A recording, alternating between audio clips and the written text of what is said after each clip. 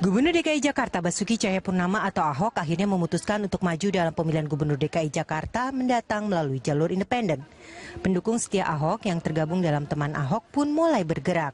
Untuk merebut simpati sekaligus sebagai ajang untuk mengumpulkan KTP warga DKI Jakarta, Teman Ahok mulai menjabarkan berbagai langkah dan program-programnya melalui media sosial. Teman Ahok memiliki situs sendiri yaitu www.temanahok.com, juga laman Facebook dan Twitter. Strategi melalui dunia maya dan media sosial dinilai berhasil. Berdasarkan data dari Teman Ahok, hingga Kamis ini KTP yang sudah dikumpulkan Teman Ahok mencapai 784.977 KTP. Langkah relawan Ahok yang bergabung dalam Teman Ahok ini dinilai efektif. Langkah ini pula yang diikuti oleh pesaing-pesaingnya. Sebut saja anggota DPRD DKI Jakarta Abraham Lunggana atau yang lebih dikenal dengan nama Haji Lulung. Merasa tidak akan dicalonkan oleh partainya, Partai Persatuan Pembangunan, Haji Lulung mencoba peruntungannya di jalur independen. Kelompok pendukung Haji Lulung pun muncul dengan nama Suka Haji Lulung. Berbeda dengan Teman Ahok yang memiliki situs sendiri, Facebook dan Twitter, Suka Haji Lulung memilih media sosial Pets sebagai media untuk berkampanye. Selain berkampanye melalui Pet, rencananya Haji Lulung juga akan mendirikan 1.000 posko yang tersebar hingga ke tingkat kelurahan. Sementara pendukung kandidat calon gubernur dari Partai Gerindra Sandiaga Uno bergabung dalam relawan Sahabat Sandiaga Uno. Selain berkampanye melalui media sosial, Facebook dan Twitter, mereka juga sering menggelar aksi dan event di ajang-ajang tertentu seperti Car Free Day.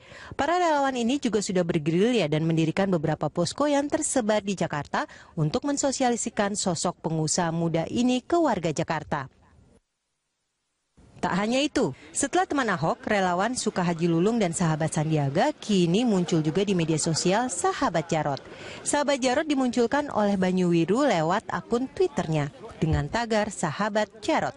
Tagar Sahabat Jarot dimunculkan bersamaan dengan mulai munculnya gambar foto karikatur wajah khas Wakil Gubernur DKI Jakarta ini. Di samping gambar itu juga ada tulisan Jarot for Jakarta. Wakil Ketua Bidang Pemenangan Pemilu PDI Perjuangan Gembong Warsono menyebut belum mengetahui adanya inisiatif itu. Namun ia menanggapi positif inisiatif yang dilakukan oleh Banyu Biru ini. Dengan munculnya aksi para pendukung ini, warga Jakarta kini memiliki beragam referensi terkait calon gubernur dan calon wakil gubernurnya yang bakal dipilih dalam pemilihan Gubernur DKI Jakarta 2017 mendatang. Ya pemirsa, Lunch Talk kali ini kita akan membahas topik menuju DKI 1 lewat medsos. Ya, dan di studio sudah hadir narasumber pengamat media sosial Mas Arief Hidayat, dan juga melalui sambungan telepon sudah ada Ketua Tim Relawan Suka Haji Lulung, Mas Alip Kustijar. Saya sapa dulu narasumber yang ada di studio. Terima kasih Mas Arief sudah hadir bersama kami. Terima kasih Mas Alip juga terima kasih sudah bergabung bersama kami di Lunch Talk. Mas Alip. Oke, kita ke Mas Arief dulu ya. Mas Arief, kampanye lewat media sosial sebenarnya ini bukan hal yang baru ya Mas ya. Kita tahu pada zaman jelang pemilihan Presiden Amerika Serikat Barack Obama dulu, dialah sepertinya yang mempopulerkan kampanye melalui media sosial dengan salah satu merek cellphone yang ya ini cukup inilah ya cukup sangat digunakan oleh masyarakat begitu pada saat itu. Nah, apakah memang sampai sekarang itu masih menjadi satu tren yang bisa menghasilkan suara yang banyak nantinya untuk memilih salah satu kandidat? Itu kalau kita ngelihat media sosial emang cukup berpengaruh ya, terutama untuk kondisi-kondisi tertentu, daerah-daerah tertentu. Untuk wilayah perkotaan seperti DKI Jakarta itu cukup berpengaruh. Kita bisa ngelihat dari waktu Jokowi Ahok dulu itu. Dari Jokowi Ahok dulu itu kan penggunaan sosial media kan sangat masif. Dan hasil akhirnya analisis juga antara hasil KPU dengan hasil riset di sosial media, hasilnya juga hampir sama-sama. Beda gitu. tipis seperti ya, itu. beda tipis gitu di situ.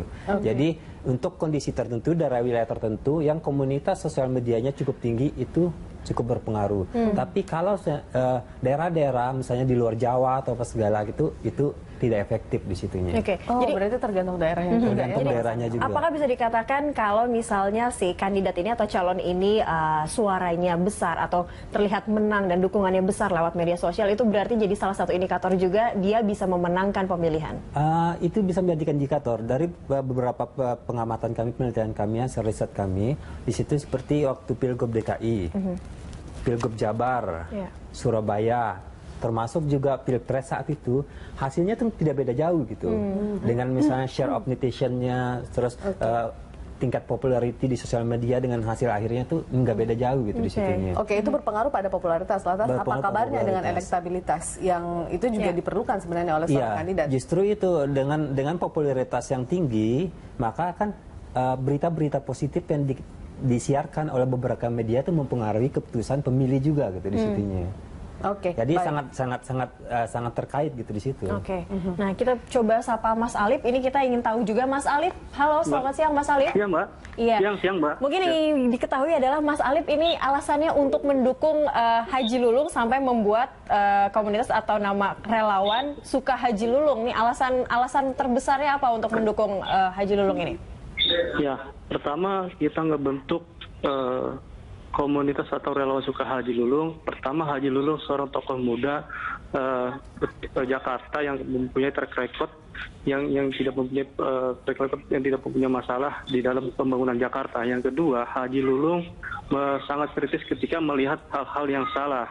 Terlebih itu ketika bukan berarti Haji Lulung itu mengkritisi hari ini menjadi gubernur itu hal-hal yang salah, tapi justru ini untuk perhatian Haji Lulung terhadap rodanya pemerintahan di DKI Jakarta. Seperti itu. Yang ketiga adalah Haji Lulung tidak mengenal apapun itu agamanya, apapun itu sukunya, ya perlu diketahui seperti itu, Mbak. Oke, baik, Mas Alip, kalau berbicara tentang media sosial sendiri yang juga digunakan sebagai jalur kampanye bagi teman-teman yang suka Haji Lulung ya, dalam hal ini organisasinya seperti itu. Apakah memang Anda sepakat melalui media sosial ini adalah satu jalan kampanye terbaik yang bisa meraup suara lebih besar begitu seperti yang dilakukan teman-teman Ahok sebelumnya? Ya, ini Mbak. Ini kan bicara tentang ibu kota Jakarta, artinya ada geopolitik di Jakarta itu yang berbeda dengan kota-kota lain.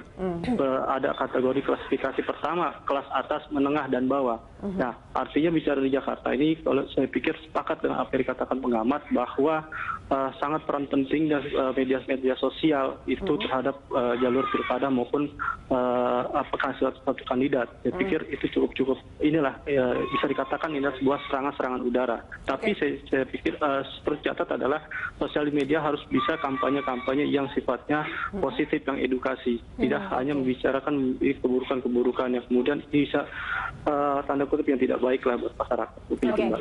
Yang digarisbawahi tadi positif dan memberikan edukasi, tapi ada hal yang juga perlu diketahui juga mungkin yang masyarakat atau para relawan nanti lakukan, menarik juga seperti itu karena banyak persaingan, ada teman Ahok, ada juga sahabat Jarot. Apa yang dilakukan oleh teman-teman dari relawan Suka Haji Lulung ini yang bisa mungkin menjadi daya tarik? Apakah mungkin kalau Ahok ada mengumpulkan KTP, apa yang dilakukan yang bisa jadi daya tarik itu dipikirkan juga tidak oleh teman-teman relawan ini? Halo? Iya, halo Mas Alip. Iya Mbak, putus-putus Mbak. Oke, daya tarik kampanye dari Suka Haji Lulung ini seperti apa dibandingkan dengan kampanye-kampanye yang dilakukan oleh pendukung-pendukung calon gubernur DKI Jakarta? Ya, kita sebagai relawan tentunya kita mensosialisasikan tentang personal Pak Haji Lulungnya terhadap masyarakat. Artinya daya tariknya adalah seperti yang saya katakan awal adalah Haji Lulung berani mengkritisi tentang persoalan-persoalan, pertama hari ini menjadi pionir tentang mengkritisi tentang pijakan-pijakan mengenai korupsi dan proses pembangunan Jakarta. Gitu, Mbak. Oke, baik. Mas Alip ini baru berdiri per kapan, Mas? Ya, kita baru berdiri belum lama, kemudian nanti kita tanggal 30 bulan ini kita akan lakukan deklarasi. Kita agenda kita ini saat ini adalah mensosialisasikan ke masyarakat dari gang ke gang, dan kemudian kita targetnya adalah mendirikan 1000 posko dari mulai tingkat wilayah, kecamatan, dan kelurahan. Gitu, Mbak. Oke, jumlah followersnya mungkin sudah ada berapa? Karena ini kan juga menunjukkan saling bersaing juga. Sampai ini sudah lumayan masif, lumayan signifikan. Artinya tinggal kemudian ini kita mantapkan lagi untuk menjelang masuknya pilkada nanti. Artinya kita masih melakukan konsolidasi. Oke, Mas Alip, kalau dibandingkan dengan organisasi atau pendukung calon gubernur yang lain, saya ambil contoh teman Ahok misalnya, mereka sudah lama kemudian menggarap suara untuk mengumpulkan dukungan bagi Ahok. Kalau dari teman-teman Suka Haji Lulung ini kan baru melakukannya sekarang atau dalam waktu yang belum lama bersama. Seberapa optimistis Anda kemudian bisa meraup suara banyak untuk teman-teman yang mendukung Haji Lulung? Ya, saya bagaimanapun saya tetap optimis apa yang dilakukan teman-teman relawan maupun Pak Hajinya. Artinya kita dalam politik itu tidak ada kata terlambat, gitu Pak. Artinya tetap kita kerjakan. Perlu dicatat, belajar dari Pilgub 2012, bagaimana incumbent ketika itu sangat miring dalam survei, begitu sangat pede, tiba-tiba muncul Jokowi Ahok, tiba-tiba ini bisa mengalahkan incumbent, Pak. Kita belajar dari situ. Oke, baik. Ya, bisa saja berubah kemudian dalam waktu-waktu dekat ya, karena yang namanya politik itu perubahan sangat terlihat. Saya kembali ke Mas Arief. Apakah kemudian jangka waktu dalam membuat sebuah kampanye di media sosial itu juga berpengaruh pada sosok seseorang yang didukung ataupun juga yang dikampanyekan lewat media sosial? Contohnya misalnya kalau teman Ahok ini sudah cukup lama, kalau suka Haji Lulung ini sepertinya masih baru melakukan kampanye itu, begitu? Ya, sebenarnya gini, kalau kita setback ke belakang ya, sebenarnya waktu Maret 2015 itu kan sempat tren Save Haji Lulung ya, Haji Lulung efek. Sebenarnya kalau itu bisa dioptimalkan, satu dimanfaatkan secara positif, itu sekarang mungkin agak berbeda ceritanya gitu dengan kondisi sekarang gitu. Apalagi ceritanya saat ini kan Haji Lulung kan ingin maju lewat jalur independen. Nah, kalau saat itu misalnya dari Maret 2015 saat itu udah mulai digarap mungkin ininya ke arah yang positifnya, yang tadi itu meme-meme yang lucu-lucu tuh digarap ke arah positif, orang udah ngundang KTP, mungkin ceritanya beda untuk saat ini gitu, startnya gitu. Jadi pemanfaatan momen itu sebenarnya baik itu isu negatif atau positif, supaya orang bisa jadi terkenal, ya itu akan berpengaruh juga. Artinya jangka waktu sebenarnya tidak ada masalah? Jangka waktunya sebenarnya untuk start saat ini kan boleh dibilang bareng-bareng start dengan calon yang lain, sedangkan Ahoknya sendiri kan udah lama gitu di situnya gitu. Jadi nggak ada kata terlambat juga sih, bisa dicoba semua. Apa popularitas itu juga pasti harus dipertimbangkan untuk memulai kampanye atau memulai hal seperti ini lewat media sosial. Haji Lulung meskipun yang kemarin kita melihat mungkin ada sedikit meme agak mungkin sedikit berkesannya negatif, tapi setidaknya dia jadi dikenal oleh masyarakat, jadi populer di mata masyarakat. Ya sekarang tinggal strategi offline-nya gitu, strategi pendekatan langsung kepada masyarakat tingkat bawahnya. Karena kan udah dikenal, ada yang buat gantungan kunci, ada yang buat baju, apa segala. Sekarang bagaimana memperkenalkan diri gitu, Haji Lulung pada, oh ini loh saya yang sebenarnya. Tidak seperti apa yang digosipkan di sosial media dibentuk meme gitu, kayak gitu. Jadi bagaimana strateginya gitu di lapangannya. Oke, baik Mas Arief, kita masih akan melanjutkan perbincangan di segmen berikutnya. Pemirsa tetaplah bersama kami di Landstalk.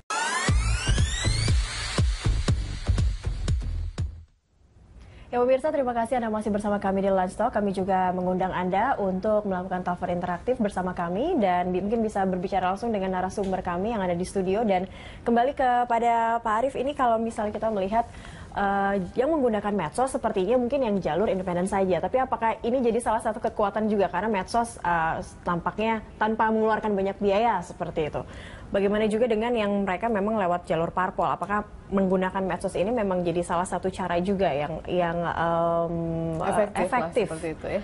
Ya justru kekuatan yang di jalur parpol itu sebenarnya mereka udah punya struktur partai, udah punya orang-orang yang bergerak di lapangan. Ditambah dengan kalau menggunakan sarana sosial media itu kan tambah kuat sebenarnya. Kalau sarana yang udah ada tuh bisa digerakkan, struktur partai yang ada digerakkan untuk memanfaatkan sosial media kan lebih dahsyat sebenarnya dibandingkan dengan jalur independen yang harus dibentuk dari nol gitu di situ. Berarti sebenarnya ini bisa dua-dua dimanfaatkan, bisa dua-duanya dimanfaatkan dan juga media sosialnya. Tapi perbedaannya gini, ada dua perbedaan. Kalau yang di jalur independen biasanya orang tergerak.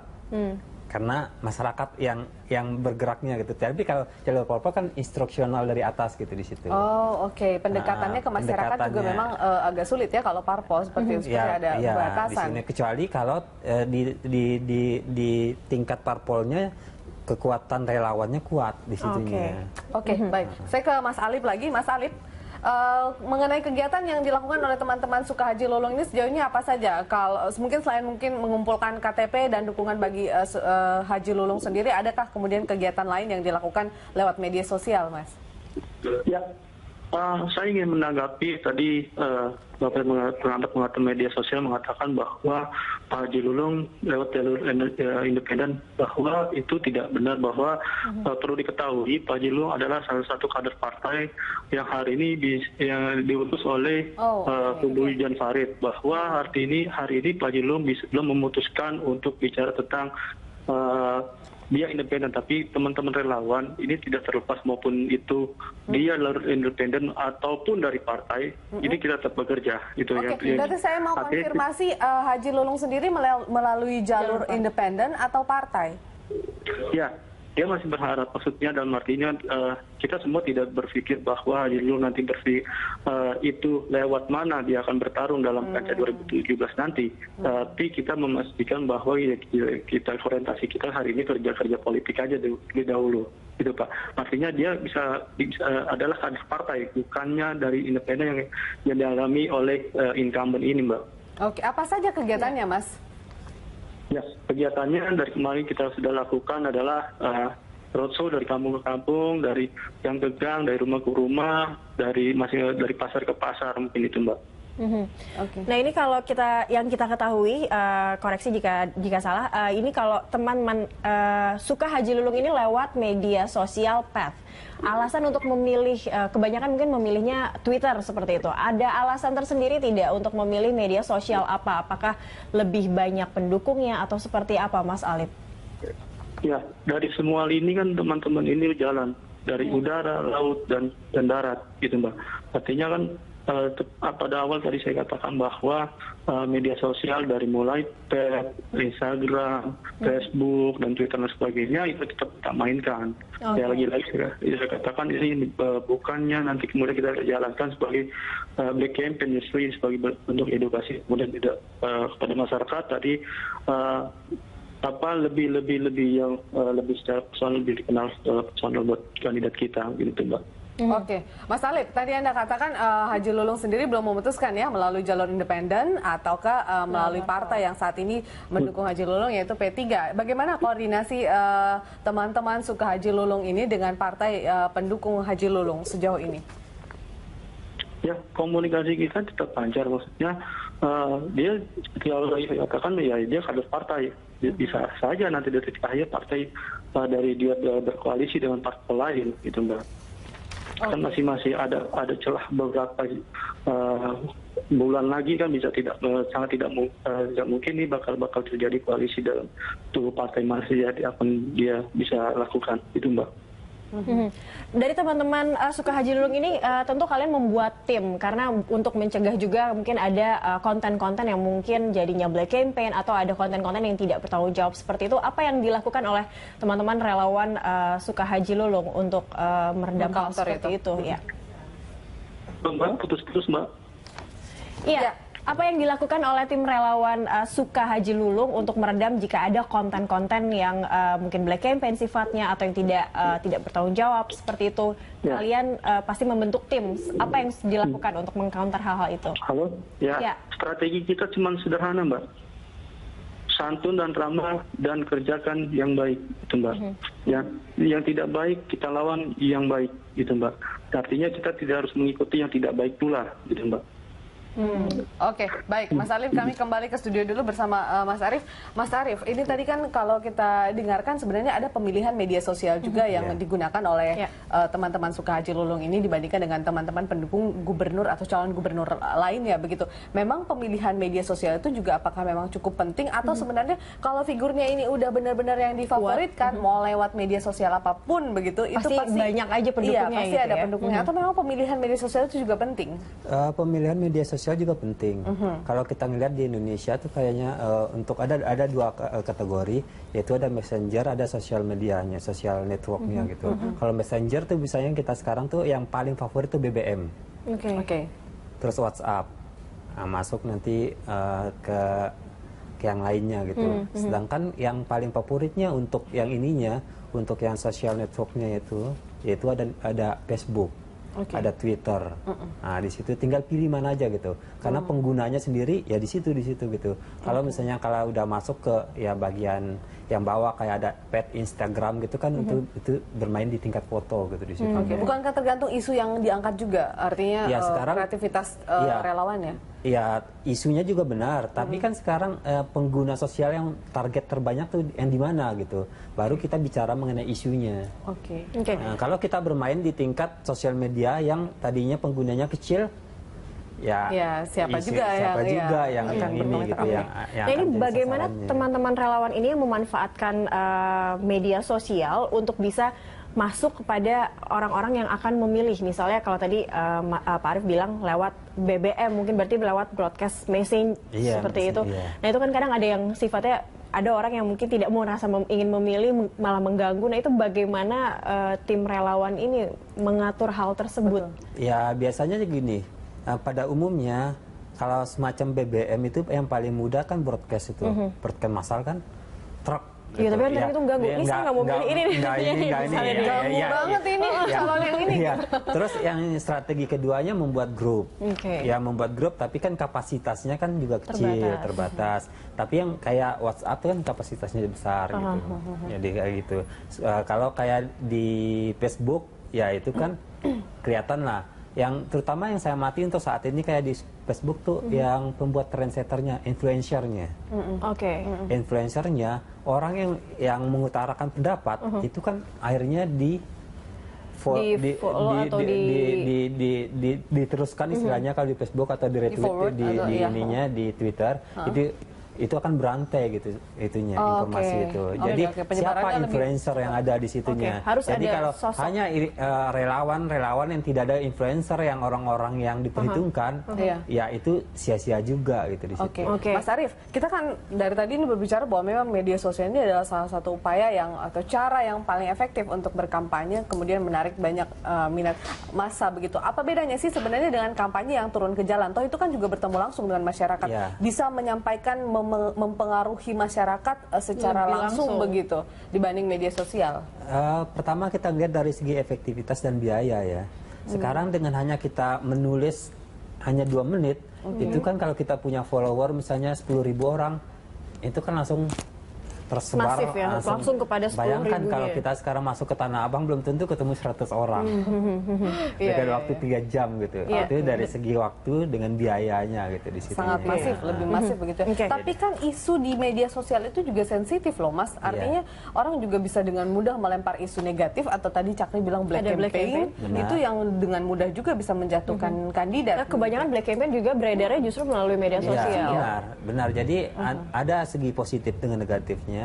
Dan black campaign juga banyak juga para relawan yang tidak mengerti undang-undang ITE sehingga bisa terjerat hukum juga gitu. Karena mereka misalnya gambar-gambar tuh diganti di apa sekarang kayak contoh yang terbaru kan gambar anak seorang artis diganti kata-katanya mendukung ini, ya akhirnya kan bermasalah secara hukum juga gitu. Kayak black campaign kayak gitu, ya para relawan seharusnya menyadari bahwa itu ada undang-undang yang bisa menjerat mereka secara pidana juga gitu di situ. Baik. Kita bisa kembali lagi ke Mas Alip nih ya. Mas Alip masih bersama kami kan ya Mas? Iya, siap. Masih Mas Alip, kalau tadi sempat Pak Arief bilang harus ada influencer sebenarnya atau orang yang bisa menggerakkan juga masyarakat untuk memilih. Nah, kalau dari teman-teman dari relawan Sukahaji Lulung ini ada yang sudah dipilih sebagai influencernya kah, sebagai sosok yang bisa merekrut lebih banyak pendukung seperti itu? Ya, pastinya sudah ada. Kita bagi-bagi divisi, berbidang-bidang, semua itu sudah bergerak. Bagaimana itu bisa meyakinkan melalui medsos, melalui turun langsung ke konsolidasi ke bawah. Artinya ini semua kita kesinambungan gerakan di medsos maupun gerakan yang nyata. Begitu, Mbak. Artinya ini tidak menjadi kesatuan semuanya. Artinya tidak ada yang ditutupi, tidak ada yang dibuat-buat. Artinya semua apapun menjadi gerakan kita yaitu yang ada di medsos gitu. Bahwa nanti medsos itu kita telah diberi oleh Pak Haji dipergunakan sebaik-baiknya, jangan kemudian ini bisa justru merugikan relawan sendiri maupun nama Pak Haji itu sendiri. Artinya lebih kecondong adalah lagi-lagi dikatakan adalah pendidikan dan pada masyarakat mungkin. Baik, Mas Alip, teman-teman Sukahaji Lulung turun ke jalan juga kah atau memang cuma hanya melalui media sosial saja? Dan rasanya memang lebih mudah melalui media sosial kah atau sama saja? Iya, ini kan semua ada keterkaitan antara media sosial. Hari ini kan bagaimanapun juga kan sangat pesat ya peran media sosial terhadap isu berita maupun apalagi mendekati kampanye, Mbak. Ya, artinya teman-teman ini tetap bergerak antara media sosial maupun di tingkatan-tingkatan gerakan-gerakan yang nyata, misalnya gerakan konsolidasi yang dibangun ini, Mbak. Oke, baik. Kita akan jeda dulu, namun kita tetap mengajak Anda pemirsa untuk berpartisipasi untuk melakukan telepon interaktif dan nomor teleponnya sudah tersedia di layar kaca Anda. Kami akan kembali sesaat lagi. Terima kasih Anda masih bersama kami di Lansok. Kita masih bersama dengan Mas Arief di studio dan juga ada Mas Alip di ujung telepon. Mas Alip, ini mengenai kemudian pengawasan teman-teman Sukahaji Lulung khususnya dalam berkampanye di media sosial. Adakah upaya untuk itu, artinya pengawasan jangan sampai kemudian melanggar kode etik, bahkan juga sudah ada undang-undang yang mengatur itu, mengawasi itu. Bagaimana teman-teman Sukahaji Lulung ini untuk mengatur teman-teman yang lain atau mengawasi teman-teman yang lain agar tidak keluar dari aturan-aturan yang sudah ada khususnya di media sosial? Ya, khususnya untuk di akunnya misalkan Sukahaji Lulung itu sudah pastinya adalah satu komando. Kita tidak pernah tahu kemudian nanti ada akun-akun yang lain yang dibuat-buat, takutnya ini akun sinonim dan sebagainya, itu mengatasnamakan Sukahaji Lulung, entahlah apa. Tapi kalau dari kita relawan ini, kita ada satu komando yang kemudian mengelola itu medsos, artinya kita filter lagi apapun beritanya dan sebagainya, ya itu kita cemplungin. Jika itu sangat bentuk kampanye kemudian merugikan dan sebagainya, justru kita tidak cemplung dalam pemberitaan itu. Tapi kita lebih condong dalam kegiatan-kegiatan dari relawan Sukahaji Lulung sih, Pak, gitu. Informasi yang kemudian lebih mengenal kepada sosok Pak Hajinya. Oke, ada sanksi khusus nggak dari teman-teman Sukahaji Lulung kalau misalnya menemukan ada relawan yang kemudian berkampanye tidak curang begitu atau black campaign begitu? Ya, semoga aja ini tidak terjadi dari kita-kitanya gitu. Pasti kalau bicara sanksi ya ada lah, pasti akan ada itu sanksi tersebut. Kita belum pastinya itu ada sanksi, Pak. Oke, baik. Terima kasih Mas Alip sudah berpartisipasi bersama kami di Lansok. Sukses buat teman-teman Sukahaji Lulung kedepannya dengan segala aktivitasnya menuju Pilgub DKI 1. Terima kasih banyak sudah bergabung bersama kami.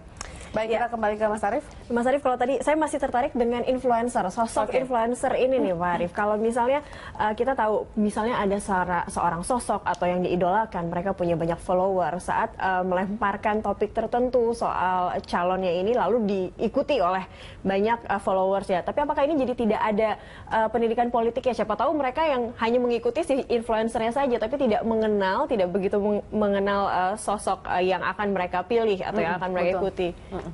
Influencernya sendiri sebenarnya nggak muncul tiba-tiba ya. Karena biasanya kalau di media sosial kayak di Facebook atau Twitter itu selama ini udah bertahun-tahun udah sering melemparkan isu atau diskusi gitu di situ. Jadi pas dia mendukung seorang calon, maka biasanya apa yang ditulis oleh itu langsung diteruskan atau di-retweet gitu, atau ditanggapi secara positif atau negatif gitu di situnya. Artinya kalau sevisi dengan dia begitu kan? Itu. Tapi kebanyakan yang saya amati biasanya sih banyaknya sih yang memberikan tanggapan tuh yang sevisi gitu. Memang di sevisi. situnya. Jadi ada pendidikan politiknya juga bisa berjalan di media sosial itu sendiri. Oke, baik. Kita ada penelpon, kita terima dulu dari Mbak Ica di Depok. Halo Mbak Ica. Halo. Ya, silakan Mbak Ica, ingin bertanya ataupun juga ingin menyampaikan usulan ataupun juga pendapat atau relawan juga mungkin ya. Dukung siapa Mbak Ica? Saya kebenaran kalau untuk dibilang dukung saat ini sih karena memang bukan pemilih Jakarta ya.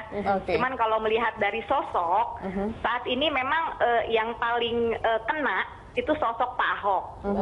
Gitu loh. Jadi kalau mau ditanya saya dukung siapa ya secara personal ya, bukan sebagai penduduk itu saya pasti dukungnya Pak Ahok. Kenapa? Karena saya melihat bahwa memang Pak Ahok ini bukan sekedar pemimpin biasa gitu loh. Ya kan? Tapi menurut Anda sendiri kampanye calon gubernur melalui media sosial ini bagaimana? Efektif nggak?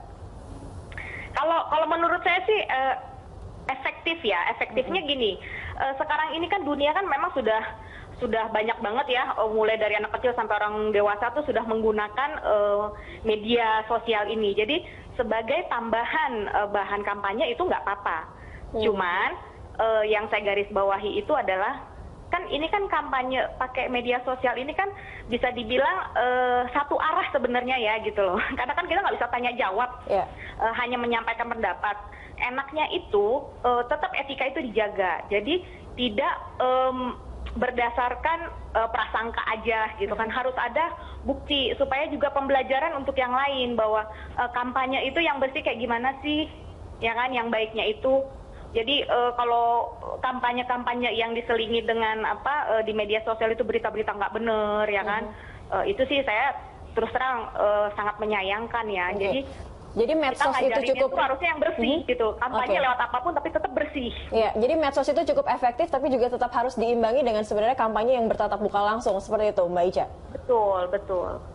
Oke, baik. Terima kasih Mbak Ica sudah berpartisipasi bersama kami. Nah, tapi memang saya juga sepakat sih seperti kampanye dari media sosial itu terkadang kita berpikir karena kita tidak berhadapan langsung dengan pihak-pihak terkait, kita bebas untuk mengungkapkan dan menyampaikan pendapat.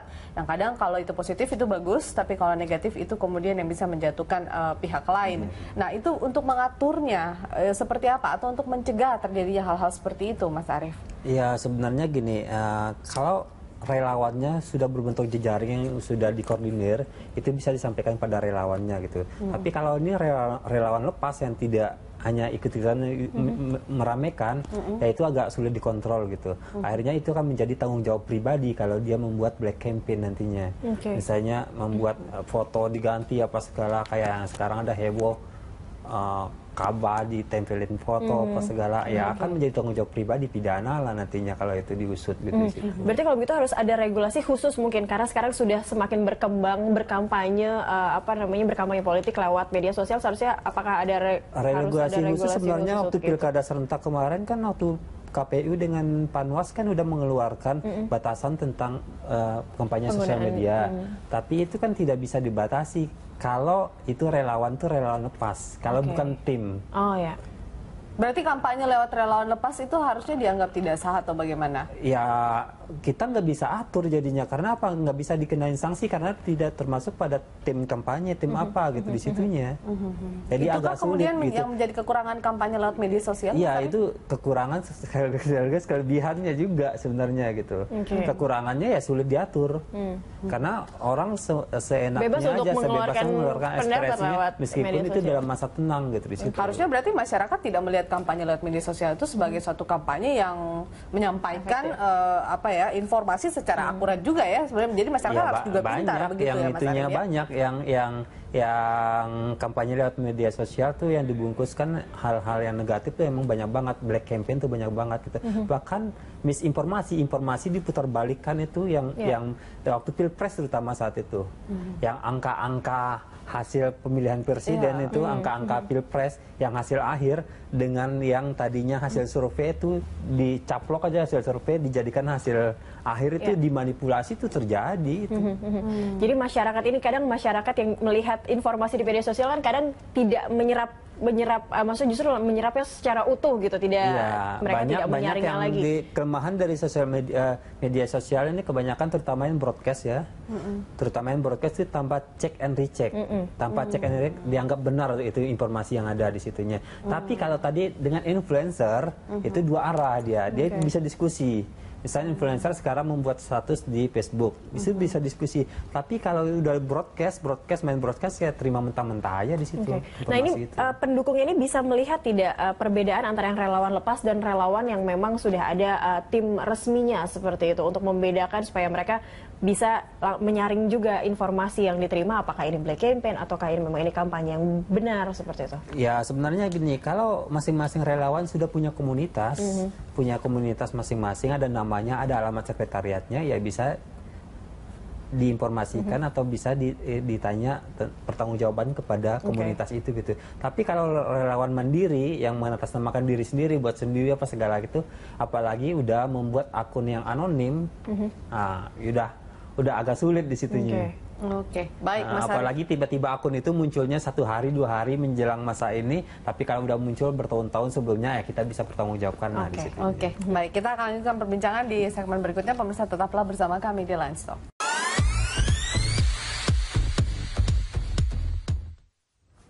Ya, pemirsa, kita sudah ada di segmen terakhir di Dialog Landstalk kita dengan tema menuju DKI 1 lewat medsos, dan sudah ada penelpon lagi dari Jakarta dengan Ibu Endang. Selamat siang, Ibu Endang. Selamat siang, Mbak. Iya, saya Ibu Endang dari Pondok Gede. Oke, baik. Sebetulnya saya tidak berhak untuk ikut pemilihan DKI 1 karena saya dari Pondok Gede. Tapi saya benar-benar bersimpatik dengan para DKI 1, terutama dengan Pak Ahok, karena saya ingin membantu pemilihan Pak Ahok dengan doa saja, karena tidak bisa memilih. Nah, saya senangnya itu karena dari TV-TV yang sering saya lihat, itu Pak Ahok tidak pernah mengkritik atau menjelek-jelekan dari pesaingnya. Tapi kalau yang lain saya lihat kelihatannya banyak yang selalu menjelek-jelekan pesaing-pesaingnya. Jadi kalau untuk menjadi pemimpin tidak sehat itu ya, Mbak. Ibu Endang, meskipun Ibu tidak bisa memilih nanti saat pilkada, tapi Ibu jadi followers juga nggak ini untuk tim atau teman Ahok? Jadi followers, mungkin punya Twitter begitu, Ibu? Ya, saya ikut berpartisipasi dari doa saja. Oke. Iya. Tapi saya tetap akan mendoakan mudah-mudahan terutama di Jakarta itu mendapat pimpinan DKI 1 yang benar-benar bekerja, kerja dan jujur. Baik, terima kasih Ibu Endang sudah berpartisipasi bersama kami. Ya, emang doa itu sudah yang paling atas, udah yang paling medsos selalu diikuti dengan doa. Nah, baik. Pak Arief, ini tadi kita sempat berbincang juga saat break. Sebenarnya justru banyak yang mendukung ini, yang hebohnya ini justru orang-orang yang di luar Jakarta seperti itu. Nah, mereka sebenarnya tetap bisa terakomodir dengan medsos ini tidak sih, meskipun mereka tidak memilih langsung? Iya, itulah sebenarnya salah satu bagian influencer itu. Jadi para pendukung yang di luar wilayah tidak berKTP DKI ini akan mempengaruhi orang yang berKTP DKI jadinya. Salah satu influencernya itu berada di lingkar-lingkar DKI ini gitu. Meskipun tadi kayak Bendang, mungkin dia punya keluarganya di wilayah DKI, ya dia akan bilang tolong dukung ini. Tolong selain ini, titik doa ya? Saya minimal doa. Atau bilang ke keluarganya yang berKTP DKI, ya tusuk ini aja dah. Dan itu sangat berpengaruh ya? Ya, sangat berpengaruh. Apalagi keluarga misalnya kayak gitu, saya titip ini kayak gitu. Jadi meskipun nanti pas saat kampanye bisa jadi yang paling banyak nanti dari sekitar wilayah Jakarta ini justru yang datang kampanyenya yang mendukung itu supaya kelihatan sekarang banyak gitu. Baik, Mas Arief, ini kan kalau kita lihat sejumlah kandidat sepertinya sudah punya komunitas-komunitas pendukungnya, dan mostly mungkin mereka akan melalui jalur media sosial, mungkin meraup suara, khususnya mungkin generasi-generasi muda lebih banyak ya main medsos seperti itu. Akan seperti apa nanti petanya, artinya peta kampanyenya itu seperti apa kalau semuanya lewat media sosial? Pemirsa atau masyarakat akan bingung juga ya harus memilih yang mana ini di media sosial gitu. Ya, ini kan harus ada strategi berjejaring. Misalnya selain menggunakan sosial media tanpa diimbangi dengan strategi offline, itu nggak akan berhasil juga gitu di situ. Jadi misalnya sekarang gini, para pendukung yang ada di sosial media bisa membuat jejaring di tingkat bawah, satu orang semacam model MLM itu. Nah, satu orang mendapatkan tiga di bawahnya. Nah, dan kebetulan yang didapatkan orang yang bermain di sosial media juga bisa naikkan isu juga di sosial media, ya itu kan akan menjadi dasar gitu. Tapi kalau dia tidak bisa bermain di sosial media, ya minimal dia sebagai pemilih udah pasti gitu di situ. Tapi bisa dipastikan ya kalau mereka yang menjadi followers di media sosial, mereka adalah yang nanti memilih juga untuk kandidat tersebut. Tidak tentu, belum tentu. Dan pengawasan yang tadi Pak Arief bilang ada online dan pengawasan ini dilakukan secara offline. Apa yang sudah dilakukan untuk itu?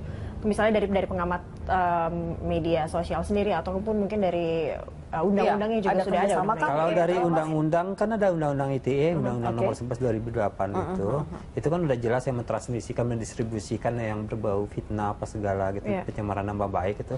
Ya nanti ranahnya dihukum di situ gitu.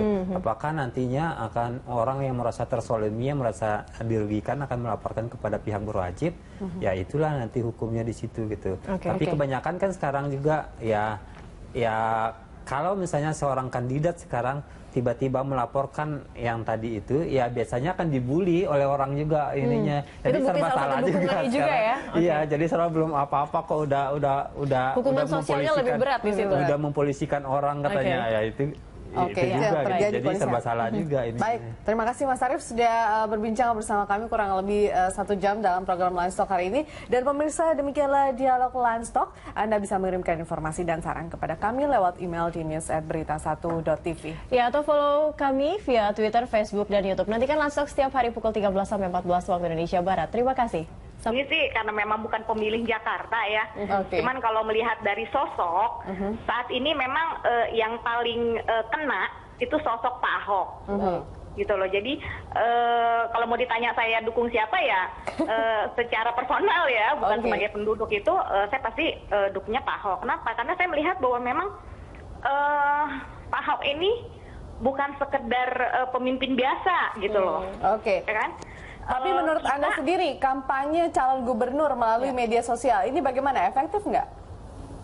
Kalau menurut saya sih efektif ya. Efektifnya gini, sekarang ini kan dunia kan memang sudah banyak banget ya, mulai dari anak kecil sampai orang dewasa tuh sudah menggunakan media sosial ini. Jadi sebagai tambahan bahan kampanye itu nggak apa-apa. Cuman yang saya garis bawahi itu adalah kan ini kan kampanye pakai media sosial ini kan bisa dibilang satu arah sebenarnya ya gitu loh. Karena kan kita nggak bisa tanya jawab, hanya menyampaikan pendapat. Enaknya itu tetap etika itu dijaga. Jadi tidak berdasarkan prasangka aja gitu kan, harus ada bukti supaya juga pembelajaran untuk yang lain bahwa kampanye itu yang bersih kayak gimana sih, ya kan, yang baiknya itu. Jadi kalau kampanye-kampanye yang diselingi dengan di media sosial itu berita-berita nggak benar, ya kan, itu sih saya terus terang sangat menyayangkan ya.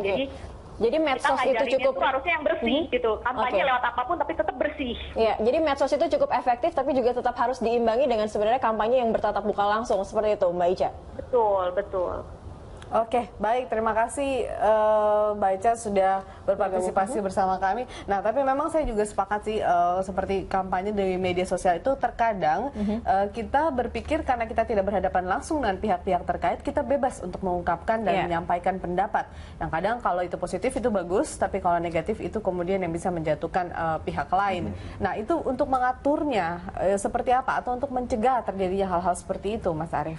Ya, sebenarnya gini, kalau relawannya sudah berbentuk jejaring yang sudah dikoordinir, itu bisa disampaikan pada relawannya gitu. Tapi kalau ini relawan lepas yang tidak hanya ikut-ikutan meramaikan, ya itu agak sulit dikontrol gitu. Akhirnya itu kan menjadi tanggung jawab pribadi kalau dia membuat black campaign nantinya. Misalnya membuat foto diganti apa segala, kayak yang sekarang ada heboh kabar ditempelin foto apa segala, ya akan menjadi tanggung jawab pribadi, pidana lah nantinya kalau itu diusut gitu. Berarti kalau begitu harus ada regulasi khusus mungkin karena sekarang sudah semakin berkembang berkampanye berkampanye politik lewat media sosial, seharusnya apakah ada regulasi khusus sebenarnya waktu pilkada serentak kemarin kan waktu KPU dengan Panwas kan udah mengeluarkan batasan tentang kampanye sosial media. Tapi itu kan tidak bisa dibatasi kalau itu relawan lepas, kalau bukan tim. Berarti kampanye lewat relawan lepas itu harusnya dianggap tidak sah atau bagaimana? Ya, kita nggak bisa atur jadinya. Karena apa? Nggak bisa dikenain sanksi karena tidak termasuk pada tim kampanye, tim apa gitu di situnya.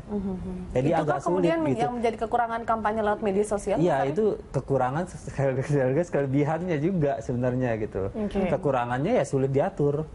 Karena orang seenaknya aja, sebebasnya mengeluarkan ekspresinya meskipun itu dalam masa tenang gitu di situ. Harusnya berarti masyarakat tidak melihat kampanye lewat media sosial itu sebagai suatu kampanye yang menyampaikan informasi secara akurat juga ya sebenarnya. Jadi masyarakat harus juga pintar begitu yang ya, Mas itunya Arief, banyak yang kampanye lewat media sosial tuh yang dibungkuskan hal-hal yang negatif tuh emang banyak banget, black campaign tuh banyak banget gitu. Bahkan informasi diputarbalikkan itu yang waktu pilpres terutama saat itu, yang angka-angka hasil pemilihan presiden itu angka-angka pilpres yang hasil akhir dengan yang tadinya hasil survei itu dicaplok aja hasil survei dijadikan hasil akhir itu dimanipulasi itu terjadi itu. Jadi masyarakat ini kadang masyarakat yang melihat informasi di media sosial kan kadang tidak menyerap, maksudnya justru menyerapnya secara utuh gitu, tidak mereka tidak menyaringnya lagi. Kelemahan dari sosial media sosial ini kebanyakan terutama yang broadcast ya, terutama yang broadcast itu tanpa check and recheck, tanpa check and recheck dianggap benar itu informasi yang ada di situnya. Tapi kalau tadi dengan influencer itu dua arah dia bisa diskusi. Misalnya influencer sekarang membuat status di Facebook, itu bisa diskusi. Tapi kalau udah main broadcast ya terima mentah-mentah aja di situ. Nah ini pendukung ini bisa melihat tidak perbedaan antara yang relawan lepas dan relawan yang memang sudah ada tim resminya seperti itu untuk membedakan supaya mereka bisa menyaring juga informasi yang diterima, apakah ini black campaign ataukah ini memang ini kampanye yang benar seperti itu. Ya sebenarnya gini, kalau masing-masing relawan sudah punya komunitas, masing-masing, ada namanya, ada alamat sekretariatnya, ya bisa diinformasikan atau bisa ditanya pertanggungjawaban kepada komunitas itu gitu. Tapi kalau relawan mandiri yang mengatasnamakan diri sendiri, buat sendiri apa segala gitu, apalagi udah membuat akun yang anonim, udah agak sulit di situnya. Oke, baik Mas Arief. Apalagi tiba-tiba akun itu munculnya 1 hari 2 hari menjelang masa ini, tapi kalau udah muncul bertahun-tahun sebelumnya ya kita bisa bertanggungjawabkan di situ. Oke, baik, kita akan lanjutkan perbincangan di segmen berikutnya. Pemirsa tetaplah bersama kami di Line Talk.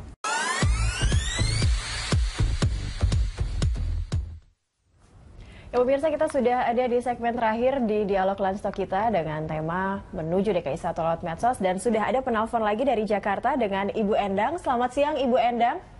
Selamat siang, Mbak. Ya, saya Ibu Endang dari Pondok Gede. Oke, baik. Sebetulnya saya tidak berhak untuk ikut pemilihan DKI 1 karena saya dari Pondok Gede. Tapi saya benar-benar bersimpatik dengan para DKI 1, terutama dengan Pak Ahok, karena saya ingin membantu pemilihan Pak Ahok dengan doa saja, karena tidak bisa memilih. Nah, saya senangnya itu karena dari TV-TV yang sering saya lihat, itu Pak Ahok tidak pernah mengkritik atau menjelek-jelekan dari pesaingnya. Tapi kalau yang lain saya lihat kelihatannya banyak yang selalu menjelek-jelekan pesaing-pesaingnya. Jadi kalau untuk menjadi pemimpin tidak sehat itu ya Mbak. Ibu Endang, meskipun Ibu tidak bisa memilih nanti saat pilkada, tapi Ibu jadi followers juga nggak ini untuk tim atau teman Ahok? Jadi followers, mungkin punya Twitter begitu Ibu?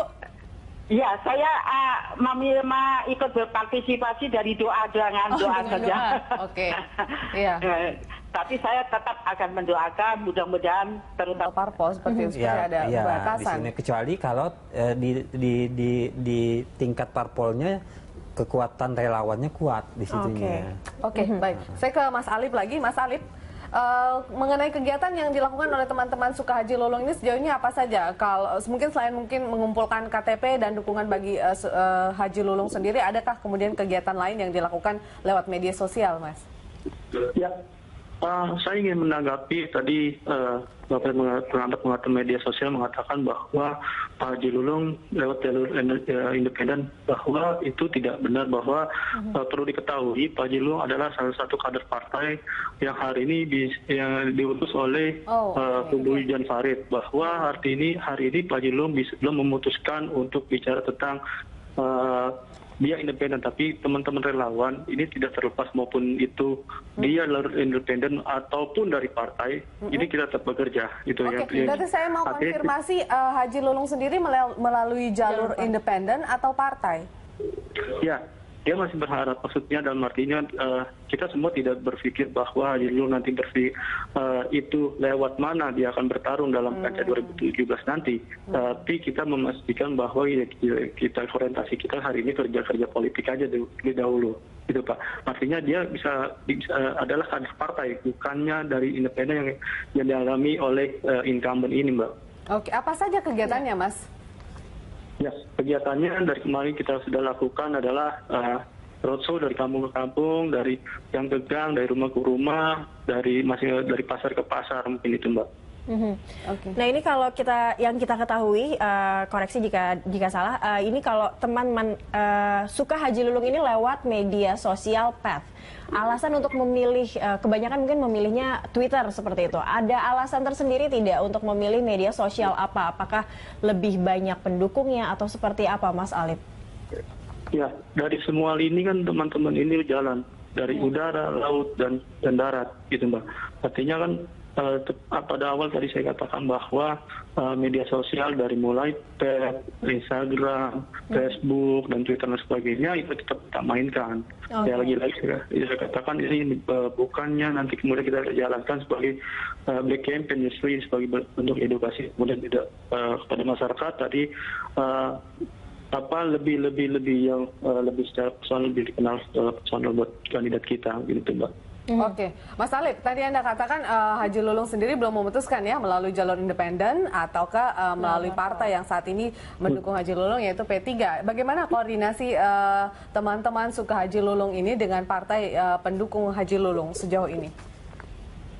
Ya, komunikasi kita tetap lancar, maksudnya dia kalau saya katakan ya dia kader partai, bisa saja nanti di titik akhir partai dari dia berkoalisi dengan partai lain gitu Mbak.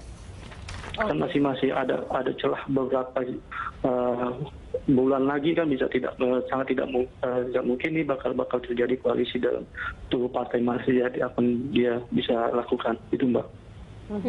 Dari teman-teman suka Haji Lulung ini tentu kalian membuat tim karena untuk mencegah juga mungkin ada konten-konten yang mungkin jadinya black campaign atau ada konten-konten yang tidak bertanggung jawab seperti itu. Apa yang dilakukan oleh teman-teman relawan suka Haji Lulung untuk meredam hal seperti itu? Ya. Mbak, putus-putus Mbak. Iya. Apa yang dilakukan oleh tim relawan suka Haji Lulung untuk meredam jika ada konten-konten yang mungkin black campaign sifatnya atau yang tidak bertanggung jawab seperti itu? Ya. Kalian pasti membentuk tim. Apa yang dilakukan untuk mengcounter hal-hal itu? Halo, ya. Strategi kita cuma sederhana Mbak. Santun dan ramah dan kerjakan yang baik, itu Mbak.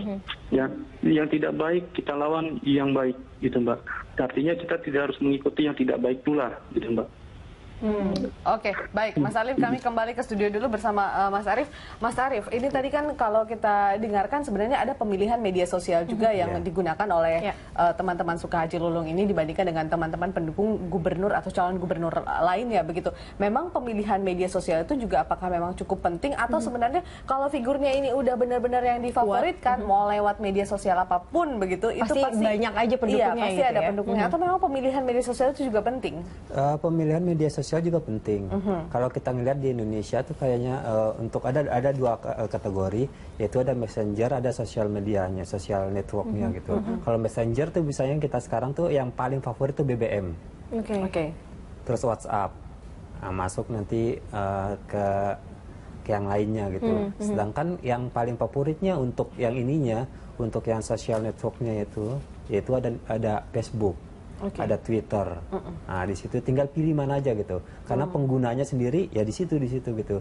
Kalau misalnya kalau udah masuk ke ya bagian yang bawah kayak ada pet Instagram gitu kan itu bermain di tingkat foto gitu di situ. Bukankah tergantung isu yang diangkat juga? Artinya ya, sekarang, kreativitas relawan ya? Iya, isunya juga benar. Tapi kan sekarang pengguna sosial yang target terbanyak tuh yang di mana gitu.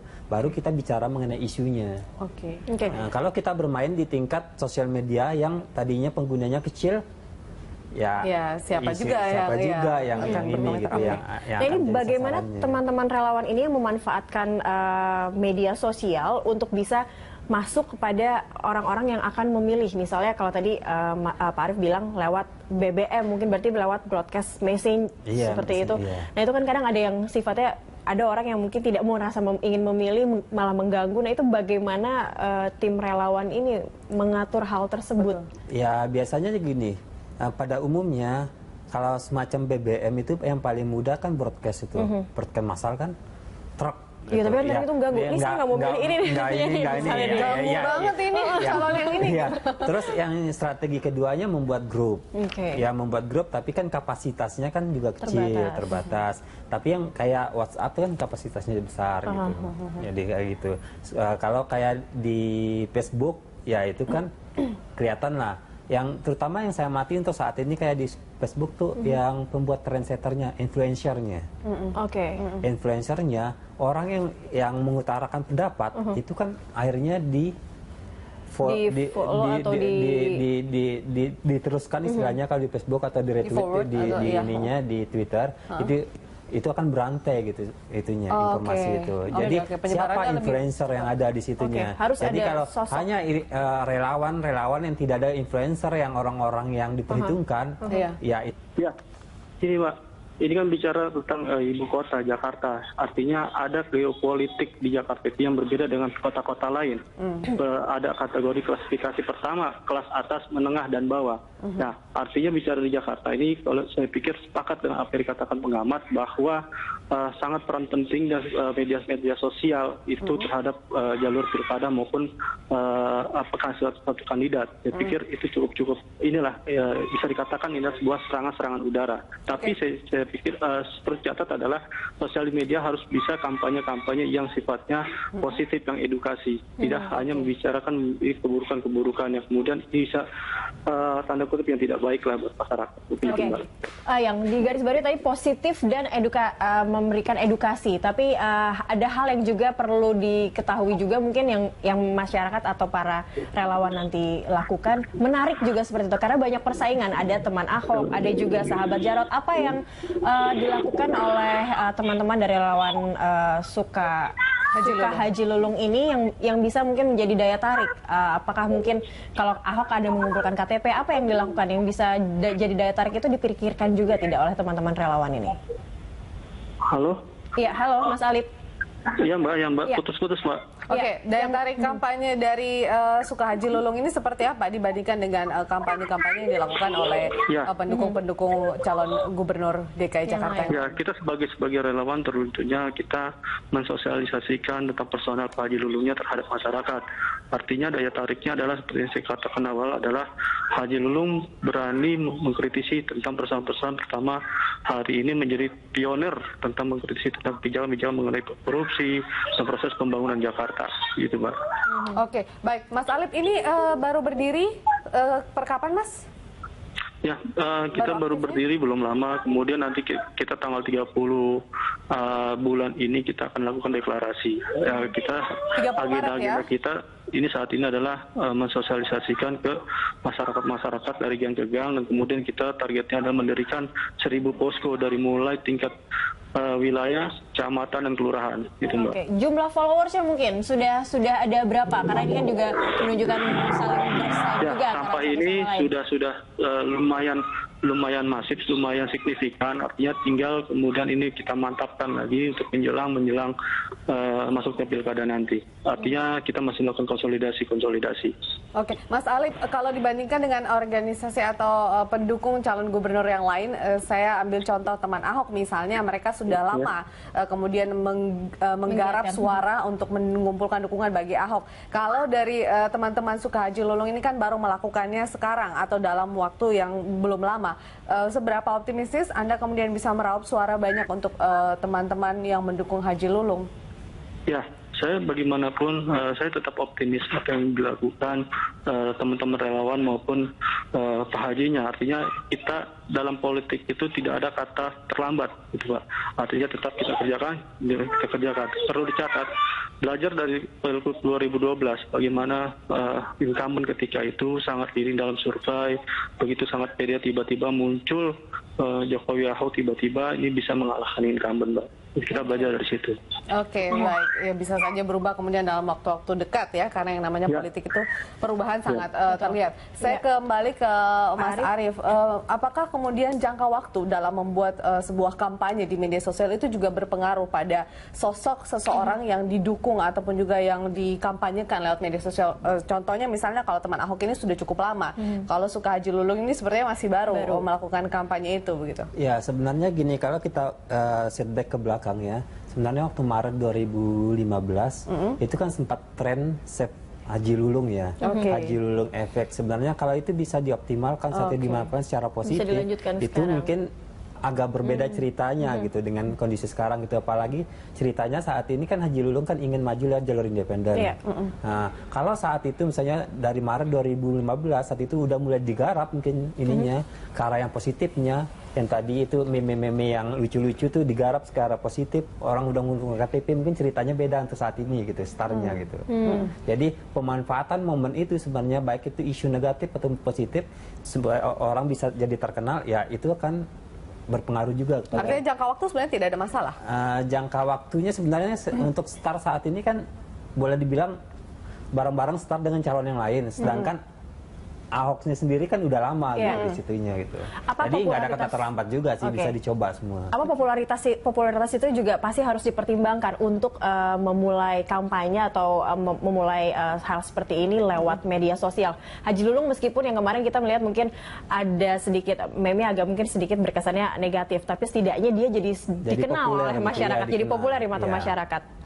Ya sekarang tinggal strategi offline-nya gitu, strategi pendekatan langsung kepada masyarakat tingkat bawahnya. Karena kan udah dikenal, ada yang buat gantungan kunci, ada yang buat baju, apa segala. Sekarang bagaimana memperkenalkan diri gitu, Haji Lulung kepada, oh ini loh saya yang sebenarnya.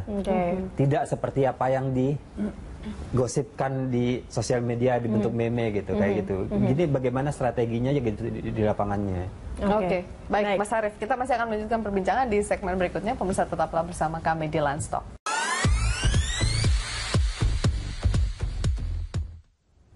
Ya pemirsa, terima kasih Anda masih bersama kami di Landstalk. Kami juga mengundang Anda untuk melakukan telepon interaktif bersama kami dan mungkin bisa berbicara langsung dengan narasumber kami yang ada di studio. Dan kembali kepada Pak Arief, ini kalau misalnya kita melihat yang menggunakan medsos sepertinya mungkin yang jalur independen saja. Tapi apakah ini jadi salah satu kekuatan juga karena medsos tampaknya tanpa mengeluarkan banyak biaya seperti itu. Bagaimana juga dengan yang mereka memang lewat jalur parpol? Apakah menggunakan medsos ini memang jadi salah satu cara juga yang efektif? Seperti itu ya. Ya justru kekuatan yang di jalur parpol itu sebenarnya mereka udah punya struktur partai, udah punya orang-orang yang bergerak di lapangan. Ditambah dengan kalau menggunakan sarana sosial media itu kan tambah kuat sebenarnya. Kalau sarana yang udah ada tuh bisa digerakkan, struktur partai yang ada digerakkan untuk memanfaatkan sosial media kan lebih dahsyat sebenarnya dibandingkan dengan jalur independen yang harus dibentuk dari nol gitu di situ. Berarti sebenarnya ini bisa dua-dua dimanfaatkan bisa dua-duanya partai politiknya dan juga media sosialnya. Tapi perbedaannya gini, ada dua perbedaan. Kalau yang di jalur independen biasanya orang tergerak. Karena masyarakat yang bergeraknya gitu. Tapi kalau jalur parpol kan instruksional dari atas gitu di situ. Oh oke. Pendekatannya ke masyarakat juga memang agak sulit ya kalau itu sia-sia juga gitu di situ. Oke. Mas Arief, kita kan dari tadi ini berbicara bahwa memang media sosial ini adalah salah satu upaya atau cara yang paling efektif untuk berkampanye kemudian menarik banyak minat massa begitu. Apa bedanya sih sebenarnya dengan kampanye yang turun ke jalan? Toh itu kan juga bertemu langsung dengan masyarakat, bisa menyampaikan mempengaruhi masyarakat secara langsung begitu dibanding media sosial. Pertama kita lihat dari segi efektivitas dan biaya ya. Sekarang dengan hanya kita menulis hanya 2 menit, itu kan kalau kita punya follower misalnya 10.000 orang, itu kan langsung tersebar. Masif ya, langsung kepada 10.000. Bayangkan kalau kita sekarang masuk ke Tanah Abang belum tentu ketemu 100 orang. Dengan waktu 3 jam gitu. Itu dari segi waktu dengan biayanya gitu di situ. Sangat masif, lebih masif begitu. Tapi kan isu di media sosial itu juga sensitif loh Mas. Artinya orang juga bisa dengan mudah melempar isu negatif atau tadi Cakri bilang black campaign. Itu yang dengan mudah juga bisa menjatuhkan kandidat. Nah, kebanyakan black campaign juga beredarnya justru melalui media sosial. Benar. Jadi ada segi positif dengan negatifnya. Dan black campaign juga banyak juga para relawan yang tidak mengerti undang-undang ITE sehingga bisa terjerat hukum juga gitu. Karena mereka misalnya gambar-gambar tuh diganti di apa sekarang kayak contoh yang terbaru kan gambar anak seorang artis diganti kata-katanya mendukung ini ya akhirnya kan bermasalah secara hukum juga gitu. Kayak black campaign kayak gitu ya para relawan seharusnya menyadari bahwa itu ada undang-undang yang bisa menjerat mereka secara pidana juga gitu di situ. Oke, baik. Kita bisa kembali lagi ke Mas Alip nih ya. Mas Alip masih bersama kami kan ya Mas? Iya, siap. Masih Mas Alip, kalau tadi sempat Pak Arief bilang harus ada influencer sebenarnya atau orang yang bisa menggerakkan juga masyarakat untuk memilih. Nah, kalau dari teman-teman dari relawan Sukahaji Lulung ini ada yang sudah dipilih sebagai influencernya kah, sebagai sosok yang bisa merekrut lebih banyak pendukung seperti itu? Ya, pastinya sudah ada. Kita bagi-bagi divisi, berbidang-bidang, semua itu sudah bergerak. Bagaimana itu bisa meyakinkan melalui medsos, melalui turun langsung ke konsolidasi ke bawah. Artinya ini semua kita kesinambungan gerakan di medsos maupun gerakan yang nyata. Begitu, Mbak. Artinya ini tidak menjadi kesatuan semuanya. Artinya tidak ada yang ditutupi, tidak ada yang dibuat-buat. Artinya semua apapun menjadi gerakan kita yaitu yang ada di medsos gitu. Bahwa nanti medsos itu kita telah diberi oleh Pak Haji dipergunakan sebaik-baiknya, jangan kemudian ini bisa justru merugikan relawan sendiri maupun nama Pak Haji itu sendiri. Artinya lebih kecondong adalah lagi-lagi dikatakan adalah pendidikan dan pada masyarakat itu sendiri.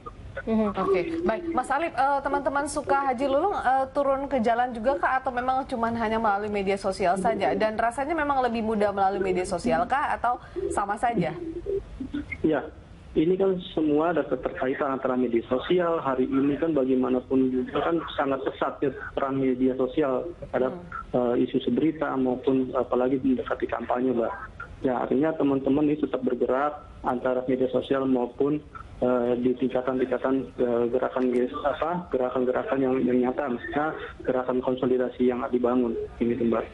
Oke, baik. Kita akan jeda dulu, namun kita tetap mengajak Anda pemirsa untuk berpartisipasi untuk melakukan telepon interaktif, dan nomor teleponnya sudah tersedia di layar kaca Anda. Kami akan kembali sesaat lagi.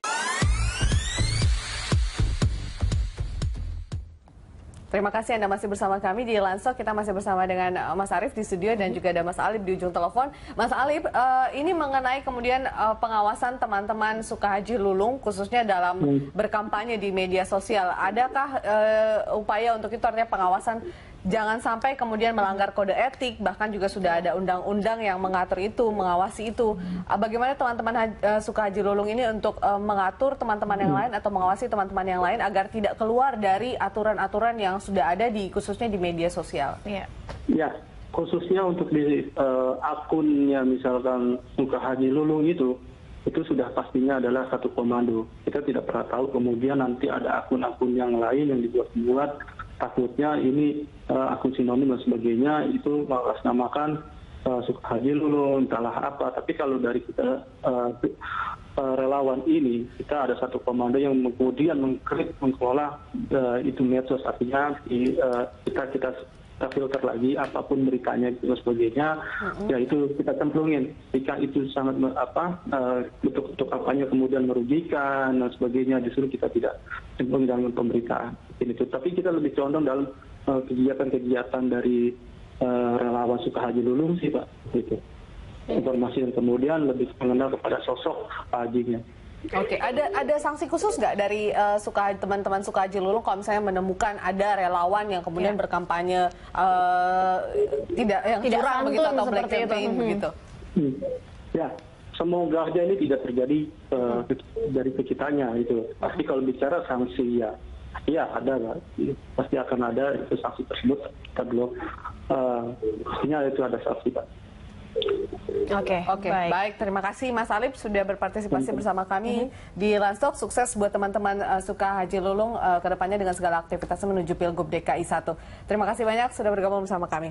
Baik, kita kembali ke Mas Arief. Mas Arief, kalau tadi saya masih tertarik dengan influencer, sosok influencer ini nih Pak Arief. Kalau misalnya kita tahu misalnya ada seorang sosok atau yang diidolakan, mereka punya banyak follower, saat melemparkan topik tertentu soal calonnya ini lalu diikuti oleh banyak followers ya. Tapi apakah ini jadi tidak ada pendidikan politik ya? Siapa tahu mereka yang hanya mengikuti si influencernya saja, tapi tidak begitu mengenal sosok yang akan mereka pilih atau yang akan mereka ikuti.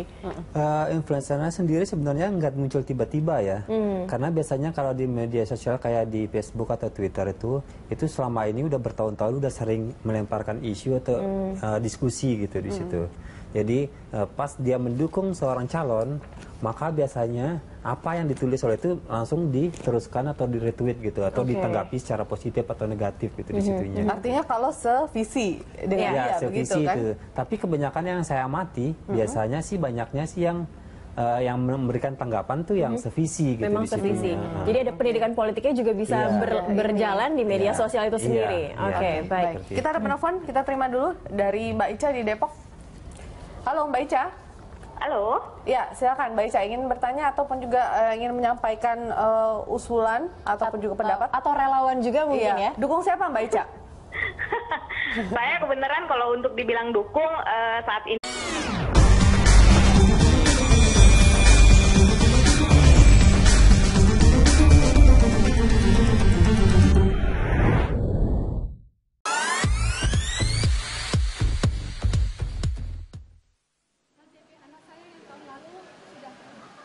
Gubernur DKI Jakarta Basuki Cahayapurnama atau Ahok akhirnya memutuskan untuk maju dalam pemilihan Gubernur DKI Jakarta mendatang melalui jalur independen. Pendukung setia Ahok yang tergabung dalam teman Ahok pun mulai bergerak.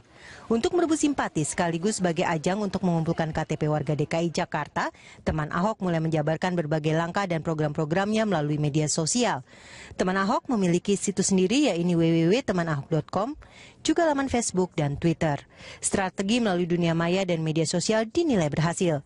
Berdasarkan data dari teman Ahok, hingga Kamis ini KTP yang sudah dikumpulkan teman Ahok mencapai 784.977 KTP. Langkah relawan Ahok yang bergabung dalam teman Ahok ini dinilai efektif. Langkah ini pula yang diikuti oleh pesaing-pesaingnya. Sebut saja anggota DPRD DKI Jakarta Abraham Lunggana atau yang lebih dikenal dengan nama Haji Lulung. Merasa tidak akan dicalonkan oleh partainya, Partai Persatuan Pembangunan, Haji Lulung mencoba peruntungannya di jalur independen. Kelompok pendukung Haji Lulung pun muncul dengan nama Suka Haji Lulung. Berbeda dengan teman Ahok yang memiliki situs sendiri, Facebook dan Twitter, Suka Haji Lulung memilih media sosial PET sebagai media untuk berkampanye. Selain berkampanye melalui PET, rencananya Haji Lulung juga akan mendirikan 1.000 posko yang tersebar hingga ke tingkat kelurahan. Sementara pendukung kandidat calon gubernur dari Partai Gerindra Sandiaga Uno bergabung dalam relawan Sahabat Sandiaga Uno. Selain berkampanye melalui media sosial, Facebook dan Twitter, mereka juga sering menggelar aksi dan event di ajang-ajang tertentu seperti Car Free Day. Para relawan ini juga sudah bergerilya dan mendirikan beberapa posko yang tersebar di Jakarta untuk mensosialisikan sosok pengusaha muda ini ke warga Jakarta. Tak hanya itu, setelah teman Ahok, relawan Suka Haji Lulung dan sahabat Sandiaga kini muncul juga di media sosial Sahabat Jarot. Sahabat Jarot dimunculkan oleh Banyuwiru lewat akun Twitternya dengan tagar Sahabat Jarot. Tagar Sahabat Jarot dimunculkan bersamaan dengan mulai munculnya gambar foto karikatur wajah khas Wakil Gubernur DKI Jakarta ini. Di samping gambar itu juga ada tulisan Jarot for Jakarta. Wakil Ketua Bidang Pemenangan Pemilu PDI Perjuangan Gembong Warsono menyebut belum mengetahui adanya inisiatif itu. Namun ia menanggapi positif inisiatif yang dilakukan oleh Banyuwiru ini. Dengan munculnya aksi para pendukung ini, warga Jakarta kini memiliki beragam referensi terkait calon gubernur dan calon wakil gubernurnya yang bakal dipilih dalam pemilihan Gubernur DKI Jakarta 2017 mendatang. Ya pemirsa, Lunch Talk kali ini kita akan membahas topik menuju DKI 1 lewat medsos. Ya, dan di studio sudah hadir narasumber pengamat media sosial Mas Arief Hidayat, dan juga melalui sambungan telepon sudah ada Ketua Tim Relawan Suka Haji Lulung, Mas Alip Kustijar. Saya sapa dulu narasumber yang ada di studio. Terima kasih Mas Arief sudah hadir bersama kami. Terima kasih Mas Alip juga terima kasih sudah bergabung bersama kami di Lunch Talk. Mas Alip. Oke, kita ke Mas Arief dulu ya. Mas Arief, kampanye lewat media sosial sebenarnya ini bukan hal yang baru ya Mas ya. Kita tahu pada zaman jelang pemilihan Presiden Amerika Serikat Barack Obama dulu, dialah sepertinya yang mempopulerkan kampanye melalui media sosial dengan salah satu merek cellphone yang ya ini cukup inilah ya cukup sangat sering digunakan oleh masyarakat begitu pada saat itu. Nah, apakah memang sampai sekarang itu masih menjadi satu tren yang bisa menghasilkan suara yang banyak nantinya untuk memilih salah satu kandidat? Itu kalau kita ngelihat media sosial emang cukup berpengaruh ya, terutama untuk kondisi-kondisi tertentu, daerah-daerah tertentu. Untuk wilayah perkotaan seperti DKI Jakarta itu cukup berpengaruh. Kita bisa ngelihat dari waktu Jokowi Ahok dulu itu. Dari Jokowi Ahok dulu itu kan penggunaan sosial media kan sangat masif. Dan hasil akhirnya analisis juga antara hasil KPU dengan hasil riset di sosial media, hasilnya juga hampir sama-sama. Beda gitu. tipis sebenarnya. Ya, beda tipis gitu di situ. Jadi untuk kondisi tertentu, daerah wilayah tertentu yang komunitas sosial medianya cukup tinggi itu cukup berpengaruh. Tapi kalau daerah-daerah misalnya di luar Jawa atau apa segala gitu, itu tidak efektif di situnya. Jadi berarti tergantung daerahnya juga. Tergantung daerahnya juga. Apakah bisa dikatakan kalau misalnya si kandidat ini atau calon ini suaranya besar atau terlihat menang dan dukungannya besar lewat media sosial, itu berarti jadi salah satu indikator juga dia bisa memenangkan pemilihan? Itu bisa menjadi indikator dari beberapa pengamatan kami, penelitian kami, hasil riset kami. Di situ seperti waktu Pilgub DKI, Pilgub Jabar, Surabaya, termasuk juga pilpres saat itu, hasilnya tuh tidak beda jauh gitu. Dengan misalnya share of netizen-nya, terus tingkat popularity di sosial media dengan hasil akhirnya tuh nggak beda jauh gitu di situnya. Oke, itu berpengaruh pada popularitas. Lantas apa kabarnya dengan elektabilitas yang itu juga diperlukan sebenarnya oleh seorang kandidat? Justru itu dengan popularitas yang tinggi, maka kan berita-berita positif yang disiarkan oleh beberapa media itu mempengaruhi keputusan pemilih juga gitu di situnya. Oke. Jadi sangat terkait gitu di situ. Oke. Nah, kita coba sapa Mas Alip. Ini kita ingin tahu juga Mas Alip. Halo, selamat siang Mas Alip. Iya, Mbak. Iya. Siang, Mbak. Mungkin yang ingin diketahui adalah Mas Alip ini alasannya untuk mendukung Haji Lulung sampai membuat komunitas atau nama relawan Suka Haji Lulung. Nih alasan terbesarnya apa untuk mendukung Haji Lulung ini? Ya, pertama kita ngebentuk komunitas atau relawan Suka Haji Lulung. Pertama, Haji Lulung seorang tokoh muda Jakarta yang mempunyai track record yang tidak mempunyai track record yang tidak mempunyai masalah di dalam pembangunan Jakarta. Yang kedua, Haji Lulung sangat kritis ketika melihat hal-hal yang salah. Terlebih itu ketika bukan berarti Haji Lulung itu mengkritisi hari ini menjadi gubernur itu hal-hal yang salah, tapi justru ini untuk perhatian Haji Lulung terhadap rodanya pemerintahan di DKI Jakarta. Seperti itu. Yang ketiga adalah Haji Lulung tidak mengenal apapun itu agamanya, apapun itu sukunya, ya perlu diketahui seperti itu, Mbak. Oke, baik, Mas Alip, kalau berbicara tentang media sosial sendiri yang juga digunakan sebagai jalur kampanye bagi teman-teman yang suka Haji Lulung ya, dalam hal ini organisasinya seperti itu. Apakah memang Anda sepakat melalui media sosial ini adalah satu jalan kampanye terbaik yang bisa meraup suara lebih besar begitu seperti yang dilakukan teman-teman Ahok sebelumnya?